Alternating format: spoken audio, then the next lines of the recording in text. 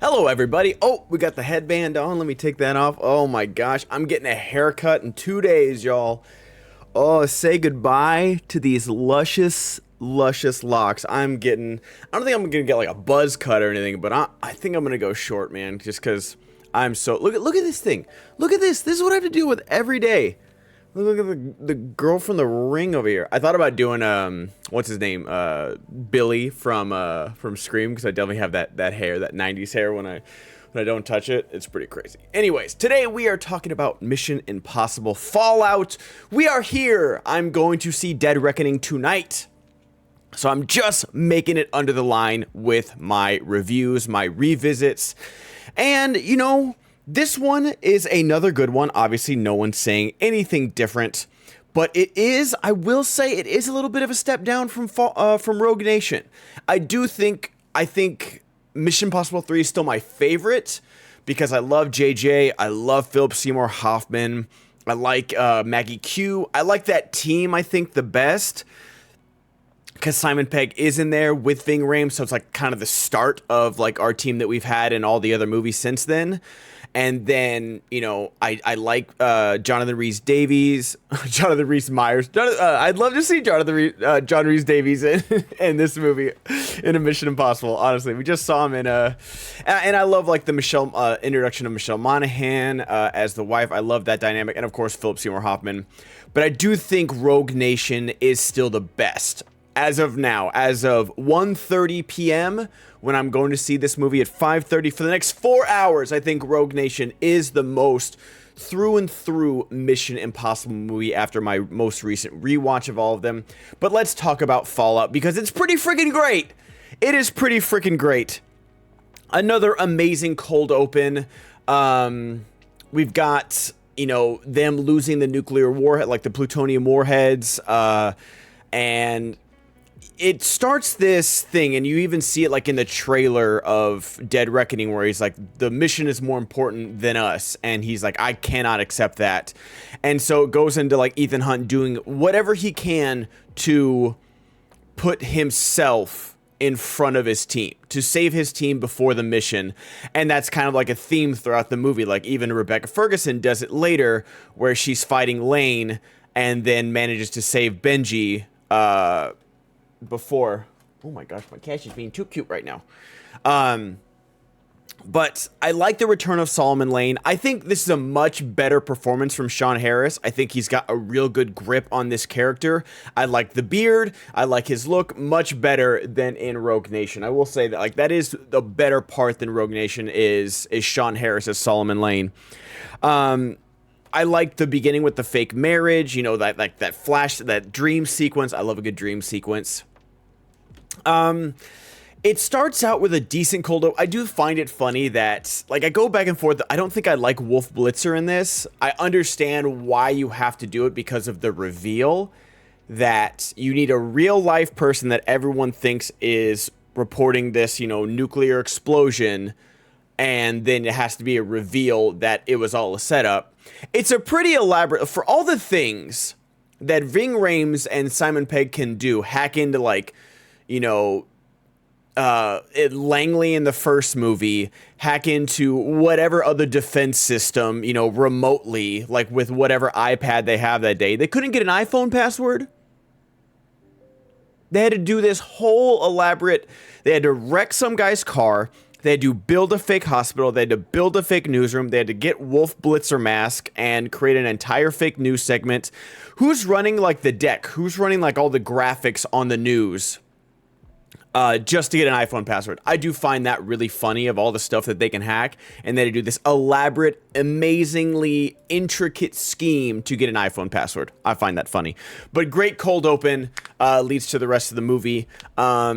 I do like Alec Baldwin in this again, and he even says, like, you sacrificed the mission for your team. Some people find that, like, a bad thing. That's why I took this job. Angela Bassett, I'm always happy when Angela Bassett's in a movie, and I'm always happy that she's getting a paycheck, but I just feel like she's always just used, like, as a stern person to yell at people. And in the same way, I said last time, and I guess, we always jump around and everything, so her and Henry Cavill, great thing where she's like, you use a scalpel, I use a hammer. Perfect introduction to like Henry Cavill's character, of exactly who he is. Henry Cavill's a big dude and he just kills everybody in his way. And you think that like, oh, you know, like he's getting the job done. He's the one assassinating all the Rogue Nation people, all the apostles. But then it's a nice little Easter egg later on when Tom Cruise, like, if you had left any of them alive, we would know. We would know anything about this network that's going on. And then, like, that's like a tiny little Easter egg of, like, hinting at his betrayal later. I didn't realize, like, how soon we learn of his betrayal, like, when he gives Angela Bassett the fake phone right after the nightclub sequence. And don't worry, I'm not skipping the nightclub sequence. But just talking about Angela Bassett and, like, how I said Alec Baldwin's character was so perfect in Rogue Nation, where he's like the corporate antagonist, the government antagonist, where he's not the bad guy, but he's also after Ethan Hunt because he thinks he's doing something wrong. But the moment he finds out that the Syndicate is real, Solomon Lane is real, everything's like actually true that Ethan Hunt has been saying, he's like, I'm on your side, let's get the job done. And then he lets him go. Angela Bassett jumps the shark in that thing in this movie, where she's found out Henry Cavill's betrayed her, found out everything, but then she hires a CIA team, knocks out the lights, and it's like, okay, I'm arresting everybody get in here. And on paper, that I guess that kind of makes sense, even though it really doesn't.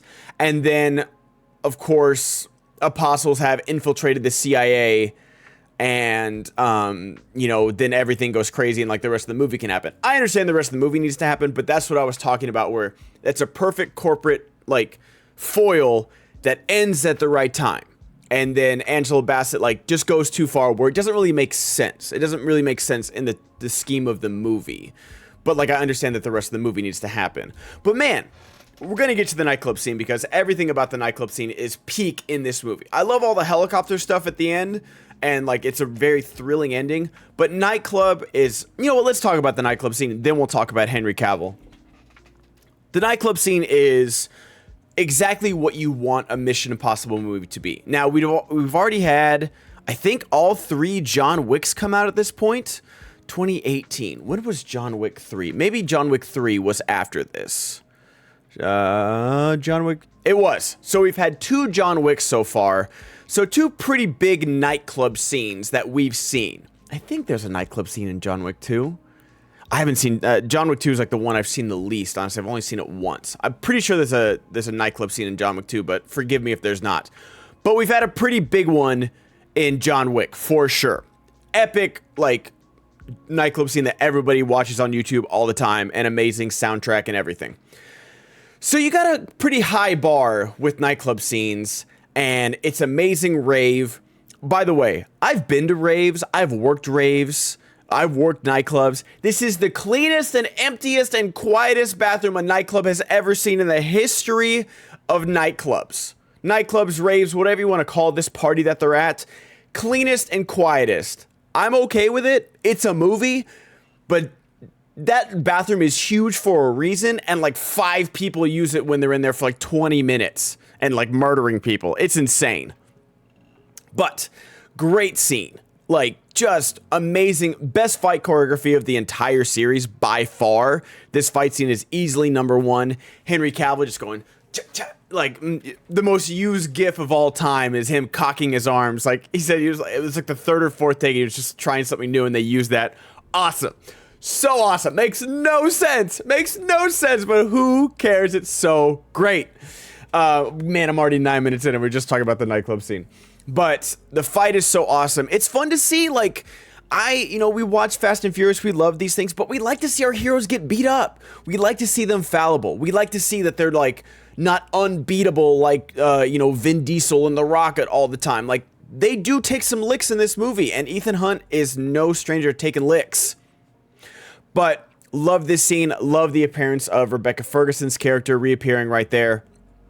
But let me talk about Vanessa Kirby, because Vanessa Kirby, right after in Rogue Nation, when Rebecca Ferguson does the leg, Vanessa Kirby gets a good leg shot and then stabs somebody. Oh, it's so cool. Like, I don't know who told me this or like where I read it, but she's supposed to be Max's daughter from the first Mission Impossible, and she brings that exact same energy into this movie. This like sexy, flirtatious, like I'm into you, Ethan Hunt, but I will not even hesitate to murder you, and I won't lose a wink of sleep about it.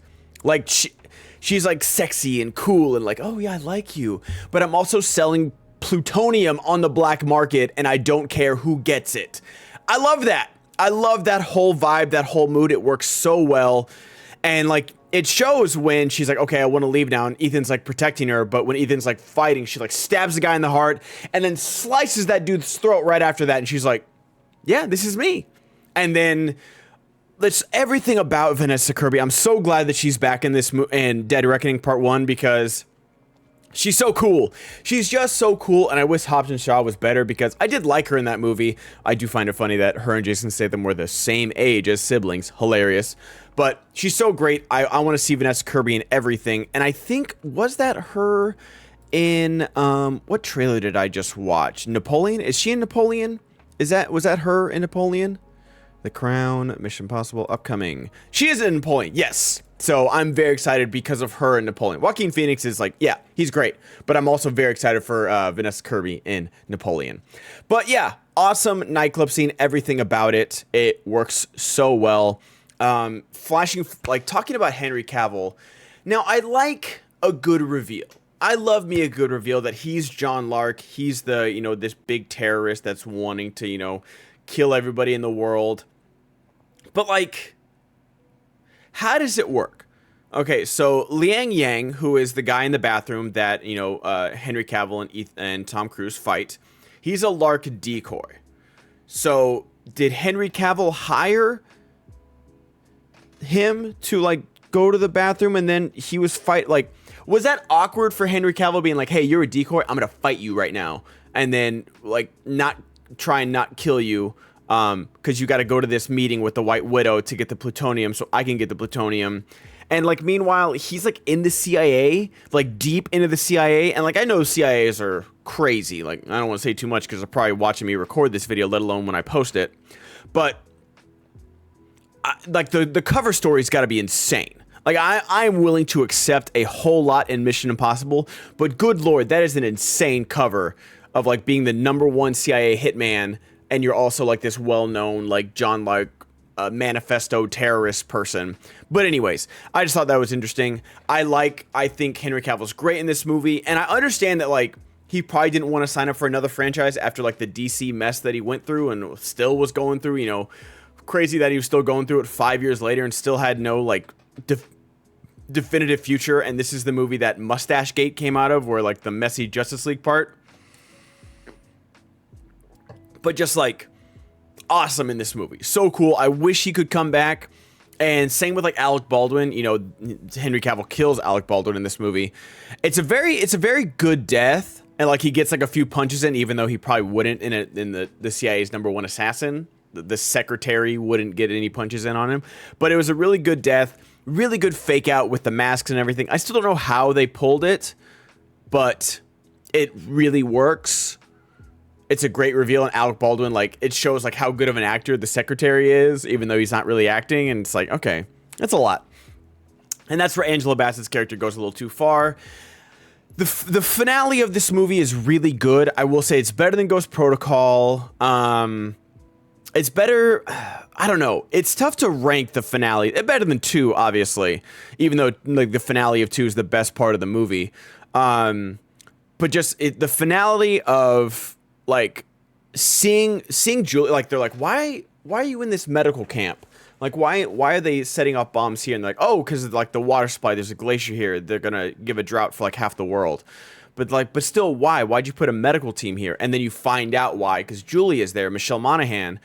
And it's such a good reveal, because like, oh man, and it's like, and when she goes to help, and it's like, oh, get her out of there. It's like, where can she go? There's 2 nukes about to go off within like 10 feet of each other. Where the hell are you gonna go? And I love that scene. I love that Rebecca Ferguson, Ilsa Faust gets to take down Lane. I don't know. Okay, I don't know. I understand they need to question him and like get more info out of him, but you just gotta kill him. They're like, tie him up. It's like, no, kill him. He has escaped multiple times. He has like gotten people to do a lot of crazy things to get him out of jail. And who knows if that's going to stop now just because you stopped yet another nuclear bomb in his name. Get him out of there. Get him out of the world. Kill him. But I digress. I understand why you gotta question him. I get it. But still, come on now. Let's be real. And then the helicopter stuff speaks for itself.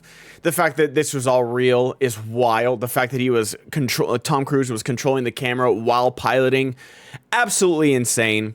I will say, when they crash the helicopters and then crash down the mountain and then crash again, they're dead.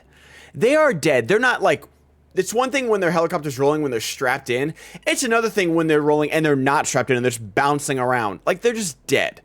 I do like the end of this movie. He gets some closure with Michelle Monaghan, and it's confirmed that, like, him and Rebecca Ferguson are gonna be together. And I called it. I remember arguing online like an idiot that, like, they had some romantic connection in Rogue Nation. And everyone's like, oh, she doesn't need to have romantic. I'm not saying she needs to. Ilsa Faust is a badass on her own, and she proves that in this movie by, like, borderline trying to kill Ethan and, like, trying to do her own thing by trying to kill Lane. And then, like, he hits her with a car. Awesome, awesome stuff. Great stuff.